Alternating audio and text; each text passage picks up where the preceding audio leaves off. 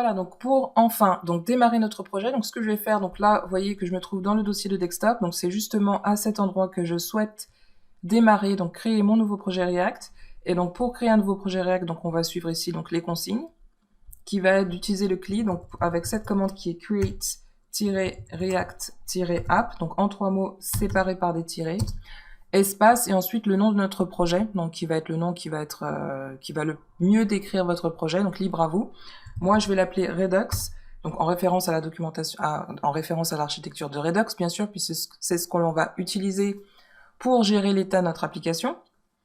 Ensuite, tiré, suivi de NYT en référence à New York Times, puisqu'on va utiliser l'API REST du New York Times pour pouvoir récupérer des données, donc qui vont être des articles de news, que l'on va utiliser pour alimenter notre site Single Page Application en contenu. Voilà, donc ce sera une application monopage d'une seule page où l'on va pouvoir donc visualiser, consulter des articles de news, d'actualité qui seront sourcés donc de sources du New York Times. Voilà, et vous verrez donc viendra un moment où je vais vous présenter cette API, la documentation qui est simple d'usage. Vous allez voir que ça va être très facile de démarrer et à incorporer dans notre site.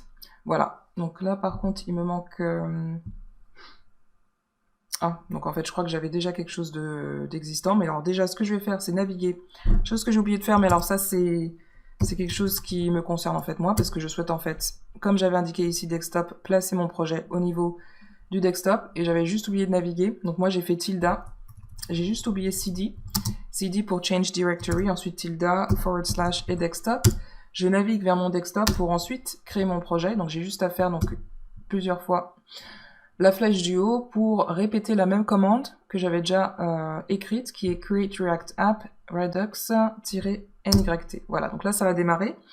Il va nous bootstrapper donc notre application, c'est-à-dire qu'il va nous rajouter donc absolument tous les éléments qu'on a besoin pour un nouveau projet React. Donc on aura toute l'anatomie, à commencer par le package JSON qui va être le fichier manifeste, qui va inclure donc le nom de notre projet, la version, et aussi des informations par rapport au script, les dépendances au projet, les packages, etc.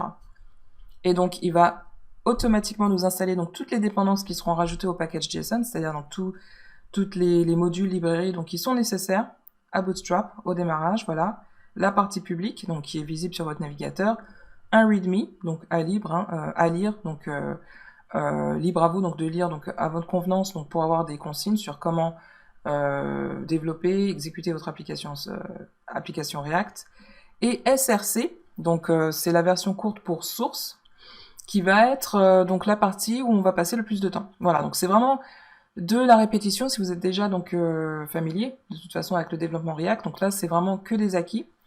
Donc on va y aller. Donc on va ouvrir celui-ci dans notre code éditeur, donc Redux NYT, pour aller voir de plus près donc aller au cœur et voir l'anatomie donc de ce projet React. Et donc la source, donc on a un app.css dont on va se servir puisque c'est là qu'on va mettre toutes nos règles CSS globales.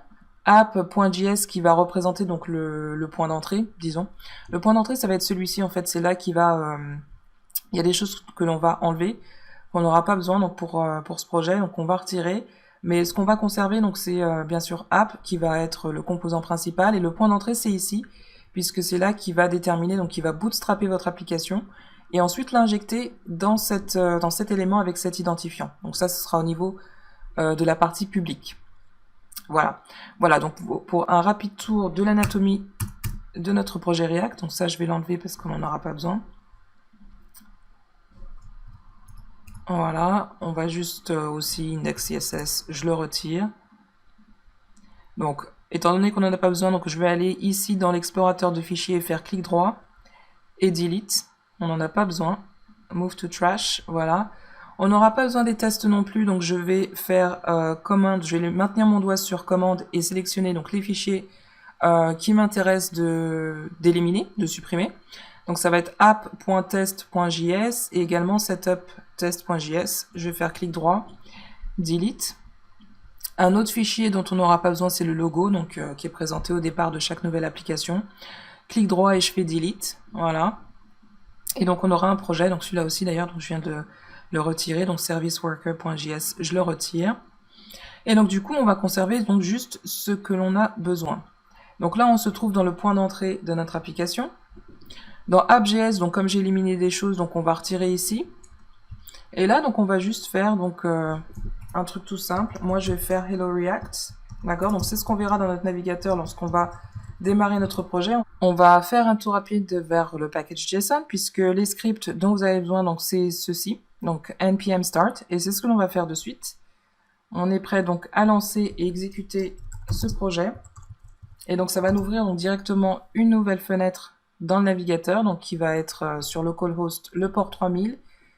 Et on va pouvoir voir donc le premier rendu de notre application qui pour l'instant est juste Hello React. Voilà.